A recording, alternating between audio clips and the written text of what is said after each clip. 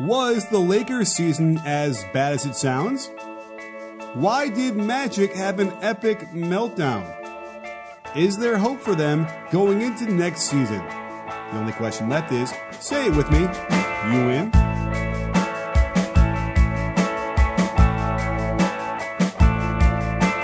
Hey, sports fans, Coach Nick here, and welcome to the B-Ball Breakdown podcast. I am pleased to be on location with the Hollywood Hoops podcast people that is comprised of Eric Pincus of Bleacher Report and Basketball Insiders, and Josh Martin, managing editor of Close Up 360. Guys, thank you so much. Eric, tell me how you're doing today. I'm doing quite well. Okay. I'm happy to have you here. We're in my lovely home, I like to think. And I've known Nick forever, so thank you for including us on the conversation. Well, hey, thank you for letting me in your house. And Josh Martin, how is it going with you today?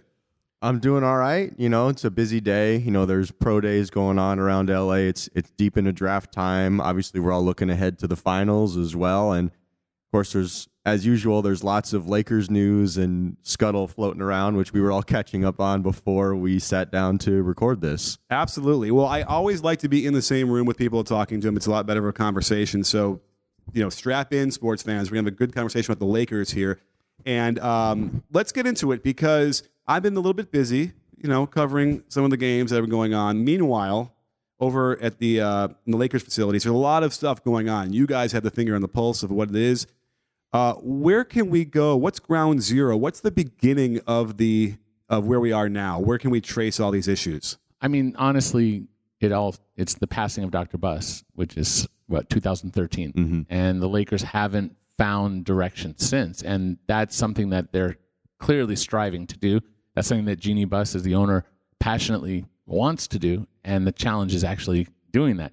It was originally her brother, Jim, who ran the basketball, and she ran the business. And Jim's plan was to take their time, build through the draft, and then try to go after free agents. They didn't land free agents and spent their money on Timofey Mozgov and Luol Deng, right? And that set them back additionally for another number of years. She got rid of her brother as far as basketball and took over, put Magic Johnson in charge. And Magic didn't do a very good job, is what we're learning. And I could have told you that as it was happening, that there were gaps in what he was doing that weren't succeeding.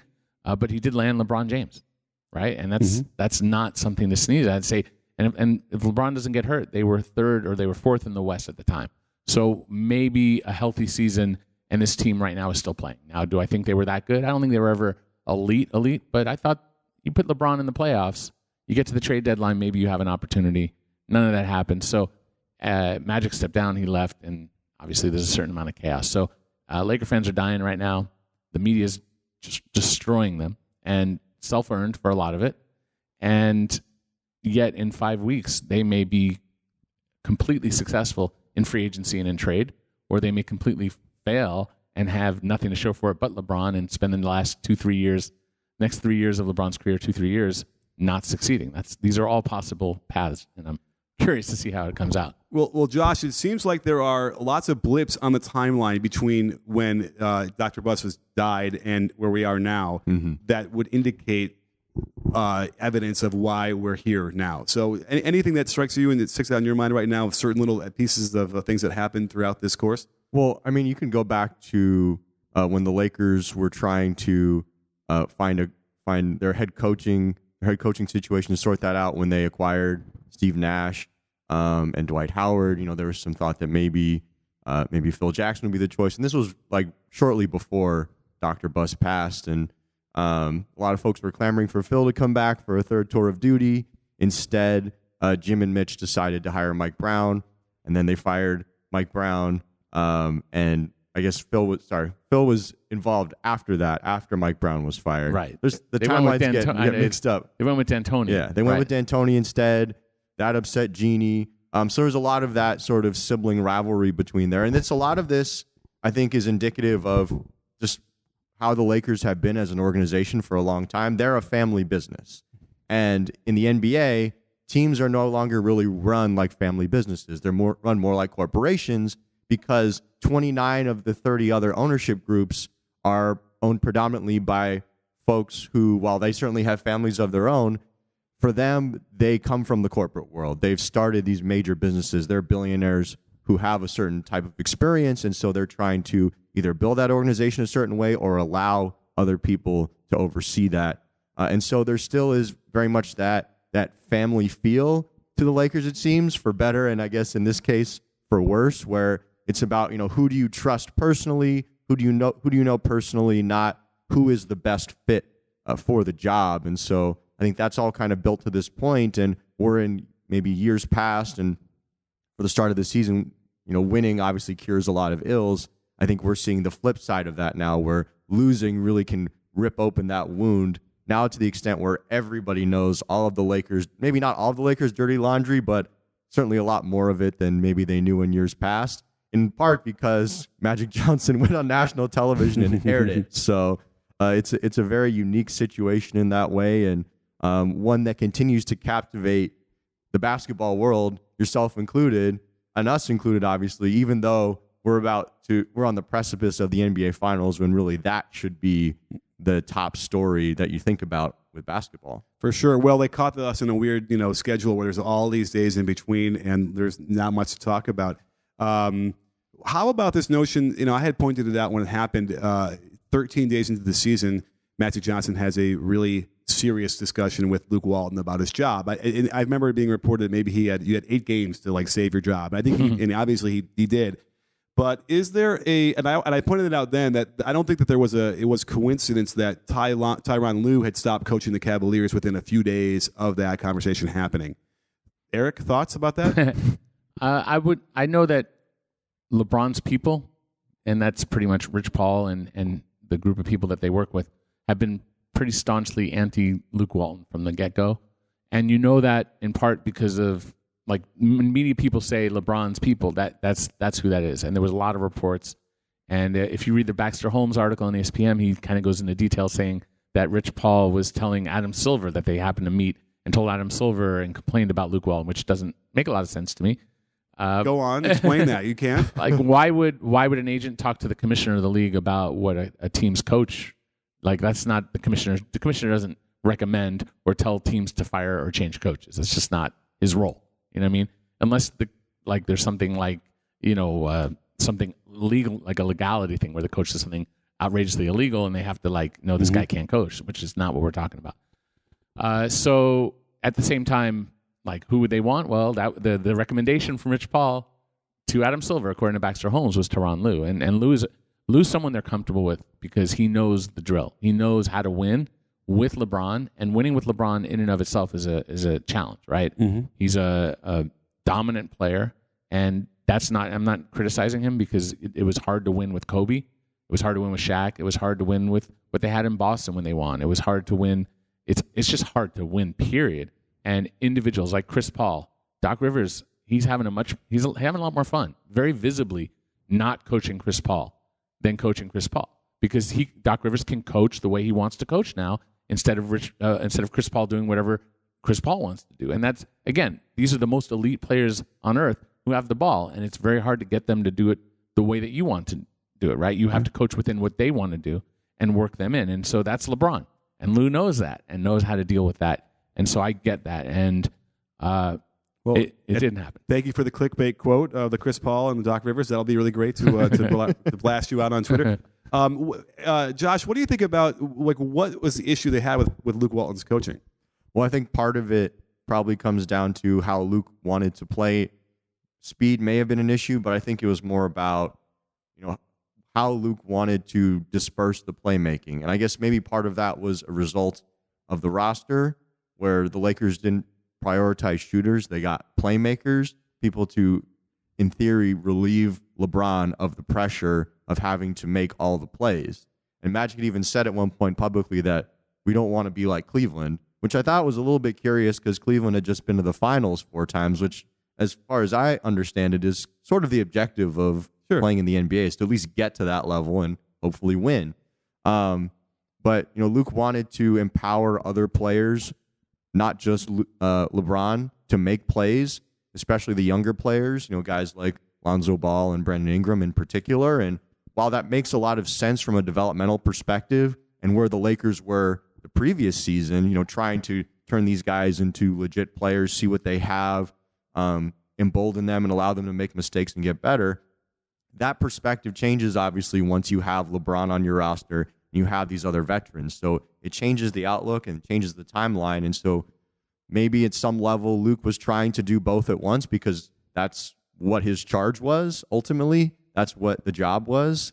But, once you get to a point where you have LeBron, it probably behooves you to run your offense through him as much as possible, at least when he's on the floor. And it seems that maybe LeBron and his folks weren't quite as thrilled with that, because that leads to a lot of mistakes when you have younger players trying to make plays and ultimately having their issues with that. If you have a podcast or are thinking about starting one, because, who isn't starting a podcast these days, then you have to join the over 140 million others that use Wix to publish their shows. You can start and publish for free, choose from over 500 stunning templates, did I say stunning? And unlimited storage. The design is so easy to use with drag and drop technology that in only a few minutes, you'll be up and running. One of the best ways to get your podcast noticed is to have a beautiful hosting site, and Wix will do that for you with their artificial intelligence and built-in SEO so that all the search engines easily find your site.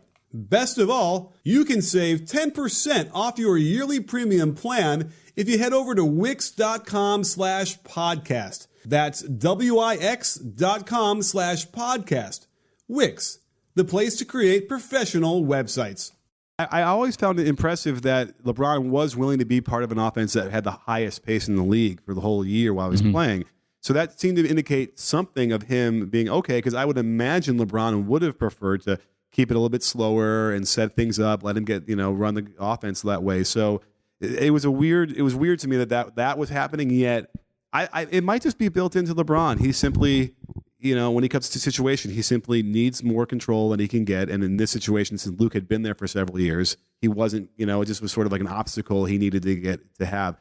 We saw it happen with Blatt, right, earlier. And, most of the coaches he's coached that don't last, like the first one he inherits, I think, which is also just natural in the NBA. That happens anyway. So I just found that also really curious. How there was something going with Luke. At some point, though, it seemed Luke knew that he was gone, right? Was there indications at some point? When was that? When did you say Magic had that conversation with him?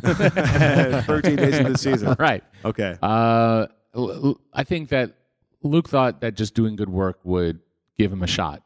And then when he got hurt, LeBron got hurt, I don't know if everyone realized in that moment that the season was over.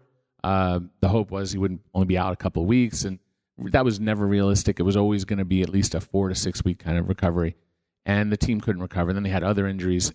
Along the way, Luke lined up his next job, which is the right thing to do. If you're like, I'm going to get fired, he got the Sacramento Kings job, and he was expecting to be fired after the last day of the season, and then Magic steps down, and that was the guy who wanted to fire him. And so now suddenly it's like, I got a job lined up, and yet I'm not fired. Please fire me. And so the Lakers, what they did initially, because Magic didn't tell Jeannie Buss that this was happening, like any organization under that kind of duress, which is, you can't put that on the Lakers, that was on Magic, right? They had to huddle up, bunker down, and come up with a plan. And so they needed some time. And in the midst of that, Luke was like, hey, I need a decision, because I'll stay, but I need an extension if I'm staying. Right? Because I don't want to stay and just have one more year. I got a job lined up. And so basically both sides agreed. The Lakers, we're not there yet. We're not ready to make a decision. We're definitely not ready to give you an extension. So go take your job in Sacramento. You got the job in Sacramento. It's done. Right? So I think it's just one of those situations where it worked out in the end for Luke. He was in the bad place for him. And it's a shame, because he's got Laker roots and he's a good person, at least from my experience. I know he has the sexual assault thing, which is kind of hanging over his head, which is upsetting, because I also know Kelly Tennant, the person accused. And so I have empathy for both sides. I don't know what happened, and you sort of thing you just want to pretend never happened. Fortunately, it's life. So hopefully there's some explanation. I have, from my experience, Luke is a good person. I've enjoyed being around him, not just now, but I actually covered when he was a player. So, but what's done is done. He's Sacramento, and now getting to know Frank Vogel, even though He had 3 lines at his own introductory press conference, Right. Because the Lakers didn't have a press conference before then, right? That was Magic left. The first time we get to talk to anyone with the Lakers on the record was that press conference. Because of that took away from learning about Frank Vogel. Lakers should have had a press conference a week before that. Rob, here, put on a shield, put on some riot gear. The media is going to go to town on you. Get it over with. And then let's have a nice press conference a week later, and we can talk to Frank Vogel and actually ask him about basketball. And unfortunately, that didn't happen. So I got a basketball question in to Frank. I figured I'd sneak one in before before everyone dove in on Pelinka. And I'm not saying that he didn't deserve to be gone in on the Lakers. We needed to know what the heck's going on with the Lakers, right? Mm-hmm. We didn't find out until that press conference. So I can't tell you much about Frank Vogel and how the Lakers are going to play because at his press conference, he only answered like 3 questions. Wow. So I guess for people who didn't see that, it just become a swamped everything for Pelinka because we have to get to Pelinka. We haven't even talked about him yet. Yeah. But so the introductory of Frank Vogel press conference ended up becoming swamped with Pelinka questions. Yeah, there were some in particular that were like, specifically, what is the makeup of the front office? What's the org chart, essentially? Which is obviously very deep in the weeds, but it's something that not just media people, but fans through the media wanted to know, that folks have been clamoring for. I'm sure you've gotten lots of heat for it or lots of questions about it on Twitter. Yep. A lot of folks really wanted to know like what Jason Kidd's role was going to be, but there was no time for those questions. And that is certainly relevant to Frank Vogel because that's his staff. So I'm sure folks would want to know, at least from Frank's perspective, what does it mean to have Jason Kidd? And I guess on the negative side, what are the implications of having someone like Jason Kidd working as an assistant under you when his previous coaching experience was only as a head coach in Brooklyn and in Milwaukee? Well, let me bring that up because you cannot convince me that Tyronn Lue turned down the job because they insisted that Jason Kidd be his assistant. I can't believe that wasn't an issue for Tyronn Lue, primarily because, well, think about how Tyronn Lue got his job. He was the assistant, associate head coach, and he snuck in there however he did it to take over from Blatt.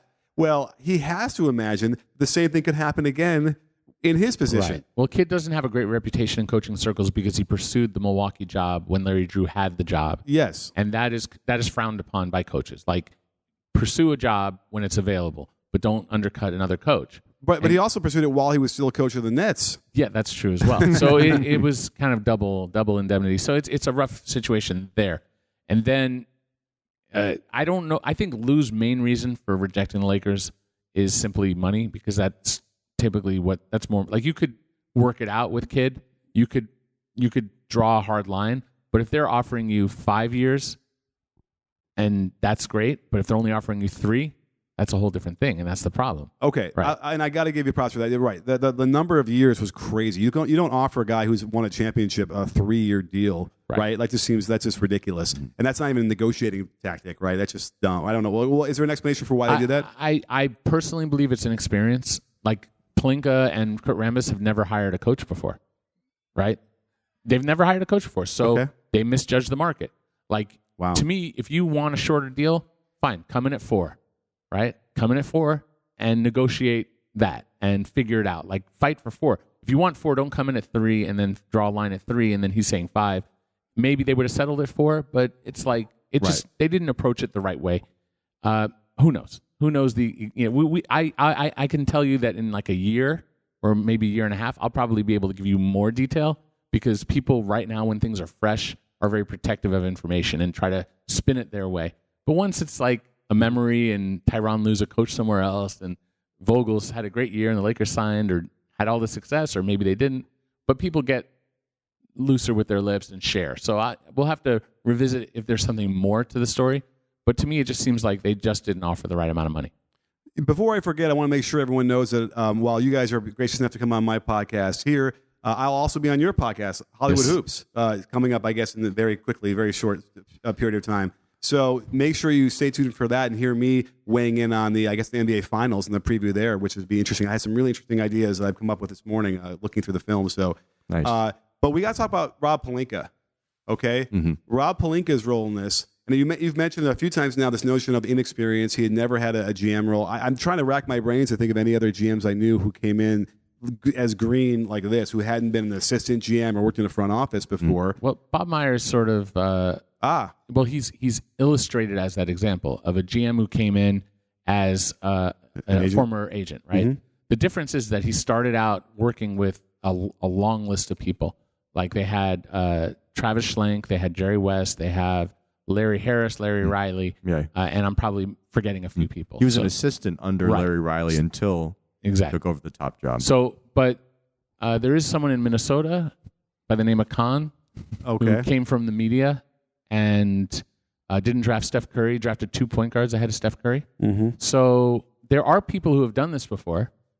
And is there someone you could say, I mean, the best example of someone who came into a role that didn't have experience would be Pat Riley, who went from like essentially the broadcast booth to coaching the Lakers. Yeah. So, it's certainly... Right. And coaching is different, I think, right? Coaching is different. But certainly, even like Bob Myers did have assistant experience where he could learn a little bit about the ins and outs. Right.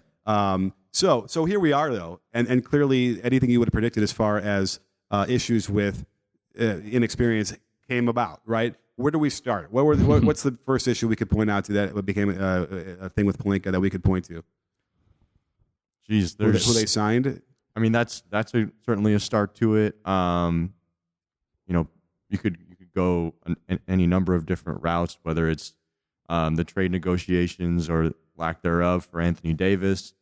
Part of the difficulty, though, and I think you can speak to this as well, Eric, is that I think there's a lot of confusion around the league as far as if you're trying to get work done with the Lakers, who are you supposed to talk to? Do you talk to Magic or do you talk to Rob? Who's really in control? And more importantly, who do you want to deal with? Right. Are you more prone to were you more prone to dealing with Magic because, I guess he's a friendlier guy and easier to talk to, or do you bite the bullet and try to talk to Pelinka because maybe he's the one who's actually doing the work and actually getting things done on the ground? Well, I mean, Rob had experience with like Daryl Morey because he represented James Harden, and they together negotiated, like they did a renegotiation of Harden's contract, which was somewhat groundbreaking at the time, and it wasn't something that people were used to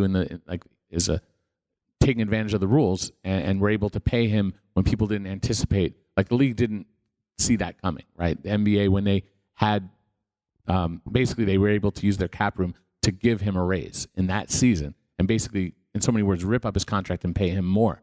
And you can't do that and pay someone less in the league, but you can rip up someone's contract, so to speak, and pay them more, and that's what they did. And so, if the Lakers needed to negotiate with Houston, Pelinka could be great because he has a relationship. It's a relationship business. I would say if there's a problem, is that the way that his biggest client was Kobe, right? Mm-hmm. And Kobe had a very strong opinion on Pelinka and communicating with the media, communicating in general. So, and it even stems to Phil Jackson's point of view of keep a very tight circle and don't share your business. So I would see Rob at press conferences back then, and he didn't even talk. He wouldn't. He was not friendly.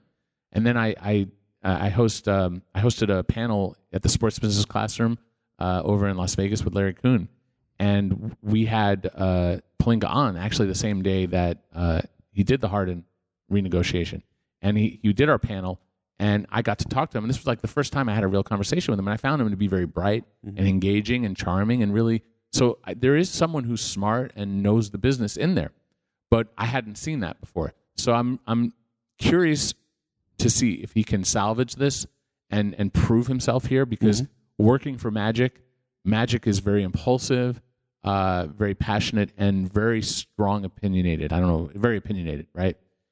So you can't tell Magic, no, like that's not a good idea. So if you're the GM, you're basically trying to wrangle and guide Magic to a good decision that you can't necessarily make. So is it Rob's fault that they traded Ivica Zubac's starting center, even if he's young and not like he's not Joel Embiid, but he's a nice starting center, for Mike Muscala, who proved at this point not even to be a rotation player for the Lakers when it mattered, right? Right. Did you blame that on Magic or Rob or both? And we don't really know, but ultimately it's Magic who was in charge. So I'm curious to see, is there something that we can learn about Rob that we don't know? But he's got to really, he can't just read stories and give anecdotes to the media and tell, and we're just going to accept that and think highly of him. We need to see results, and we need to understand what his messages are beyond platitudes. And so far, we haven't gotten that. He didn't give us any stories and any anecdotes at the Frank Vogel presser. And I thought he took the high road and did as well as he could under a very difficult barrage of questions. But I don't know the answer if he's going to be good for this team or not. There's a lot of people out there in the league, other agents, other teams who don't speak highly of him and don't trust him. And there are some people in the Laker organization who say the same. And so this is a hurdle that if he's good, we don't know, he's got to overcome all of that. And maybe he does. I wouldn't give him great odds, but certainly it's possible. Yeah, you never know, but it's going to be a tough thing for him to deal with. And there's a lot of obviously pressure this summer for Rob and the Lakers to get it together to be able to sign another big-time free agent, maybe to pull a trade for a big-time player, because obviously hovering over all this is still LeBron James. This is still the guy you have on your roster. You've committed serious money to him. And when you commit to LeBron James, you commit to a lot of an ecosystem, right, that you're bringing in to be a part of this. And it's worth it if you work it right, because if you build a good team around LeBron, you can compete for a championship. And that's what the Lakers have done historically. Now, they haven't done it in about 9 years now. It will have been at least 10 years when we get to next season if the Lakers are able to somehow rebound to that level. But, they're certainly up against it. There's a clock here. There's still a lot of roster issues that they have to work through. Obviously, a lot of internal organizational issues that they'll have to settle, at least well enough where they can actually return their focus to basketball and like the X's and O's of it and figuring out how to win games on the court as opposed to trying to figure out how to win PR battles off the court. For sure. I think that, interesting to wrap this up in asking you guys, were both of you guys at the Magic Johnson impromptu press conference? I was there for that. You were there. Yes. Okay. I was not. You were not. All right. Well, and it wasn't, invitations were not sent out, so don't feel left out. I know. But, so that was surreal. And here's the thing, Magic had promised he would quit if he couldn't bring more free agents into, what did he promise the summer before? He promised he was going to get LeBron. He basically said that if I can't get a couple of these guys, then I'll step down. So he got LeBron. Does that qualify as two guys? Obviously not, I guess, because he stepped down. I don't know. Right. So my point being that, like, maybe at that moment, at the end of the year, he started to already realize, man, I'm not going to get these guys to sign. Kawhi Leonard's probably not coming to the Lakers. Kevin Durant's not coming to the Lakers. No, I think they think Kawhi's coming. I think Magic thinks Kawhi's coming. I think they think Kyrie's coming if they want him. I think they think they're going to get AD. I think they believe, especially Magic. Okay. I think Magic believes in his own ability to produce success beyond the reality of that ability. Okay. So I would never think he would look in the mirror and say, I'm Magic Evan Johnson, I'm going to get this done. Right. Okay. Even if, like Rome is burning kind of thing, he would still be like, I got this. Okay. All right. So but give me some more insight. I'm just fascinated because it sounded like such a crazy experience to be there. Just can you give us a quick overview of how it all unfolded and what happened with Magic? So LeBron was supposed to do his exit interview with the media before the game because LeBron was hurt. Right. And he was going to go catch Dwayne Wade's final game on the day that the Lakers were doing exits. So he was in the locker room. I guess he was getting treatment or whatever it was, but he was getting ready to talk to us. Okay. Before or after the game? Before the game. Before the game. Right. There was a slotted time. This was pre-organized. Okay. Instead, Magic jumped out. Oh boy. And spent about 45 minutes talking with us about how he's. Yeah. What's great is I don't know if you know Andy Kamenetsky. Sure. And Brian Kamenetsky. With Andy. Andy has a great eye-popping moment where Magic says, as of this moment, I'm no longer, I'm stepping down, et cetera, et cetera. And his eyes bulge for just like about two seconds maybe. Mm-hmm. And then he pops back into oh yeah, I'm a media member and I've got to look uninterested in everything that's going on. And Magic just talked and talked. And then after he talked, the person who broke it up was actually someone who works for ESPN who basically said, all right, that's enough. Let's go. He's going to talk forever, and decided on behalf of the group to break it up. The Lakers, the PR people went and had to go tell LeBron, okay, it's not going to happen because Magic overran his time. Mm-hmm. And they had to deal with the president just quit. So let's let Jeannie know, right? Right. So they weren't really oh, no, Magic, and you can't really stop Magic from talking. So then Magic, after, walked down the corridor and then just started talking to more people, and for like another 20 minutes. And then he went and found Rachel Nichols of ESPN and then did a thing with her. And like it was like, hello, I must be going, but he wouldn't leave. Right. I don't know. It was truly one of the more unique experiences. I don't really understand everything about it. Like why? I mean, he just kept talking. He's also someone who spins his narratives and sells his story and talks about his point of view. But I don't think he's someone who incorporates the entire picture accurately. It's definitely his point of view, but I don't think he's someone who is a reliable narrator. I think that he embellishes and cleans things up so that he's always the hero in his story, which is not abnormal. It's something a lot of people do. I just think he does it to probably a higher degree than most.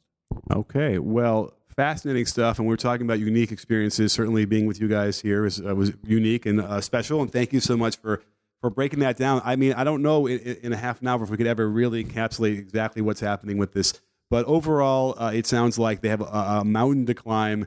What odds are we going to give Pelinka for pulling this out and actually moving forward into next year? It may not be Pelinka. It may just be the Lakers and their market and LeBron. Yeah. It may be overpowering where it just doesn't matter who's in charge. That might be the case. Or it might be that they're in a lot of trouble. I don't know the answer. Right, throw out a number. Give me odds. I would say that the market trumps this, and that I will give them the odds of having a successful season above 50. Okay. Josh? I would tend to agree with that. I think that's a lot of what got LeBron here, and I think if all those other factors are good enough for LeBron, then they'll probably be good enough for at least one other star player. Oh, okay. I'm thinking without a star player, they got to the 4th seed. They would have been, maybe they would have won the first round, and that would have been successful too. Mm-hmm. And going into next year, if let's say they don't sign like a huge name, 4th seed, first round win, that's probably still somewhat successful, I'd imagine, right? I think they'll probably look trade if they can't get a free agent. It depends on are they willing to trade like the bulk of their kids? I think Brandon Ingram's the most tradable because he's due for a contract coming up, and he averaged about 20 points a game from a certain point in the season on, like December to when he got hurt. Played the best basketball of his career, and I know that some people love his game and some people hate his game. Depends on what you think. I would say Daryl Morey probably someone who would not like his game because he's a mid-range scorer. Right. But it's also, if you watched Kawhi, right, or if you watch some of these teams, a lot of the shots, the shot making that has to happen in these games sometimes is a mid-range shot because you're going to do everything you can to take away the basket and take away the three. And if that's what's available, that becomes a good shot. Right. Now, I'm sure if Daryl Morey was in here, he would argue with us about that and explain to me why it's not the case. But I think there are some people who view someone as Brandon Ingram as a shot maker. And is he the most efficient shot maker? No, because he's in the mid-range. Right. But there was a stretch, especially when the trade rumors happened, that he upped his game to a level that we've never seen before. But then there's a heart condition potentially, but there are not a heart condition, a blood condition, but they believe that it's solved and that it's healed. But some people might also say, well, so we'll see. There's a lot that we got to figure out, Nick and Josh, and I can't wait to see. The good news is, like I said, about 5 weeks away from getting an answer. Well, for sure. Well, again, thank you guys for coming on the show and breaking this down for me. As sports fans, don't miss me on their podcast coming up really soon as I do a really cool, finals preview with them. So we will see you on the next side. And don't forget, sports fans, at B-Ball Breakdown, not a channel, we're a conversation. You in? Are you in, guys? Oh, we're already here. Yes, sir. You got it.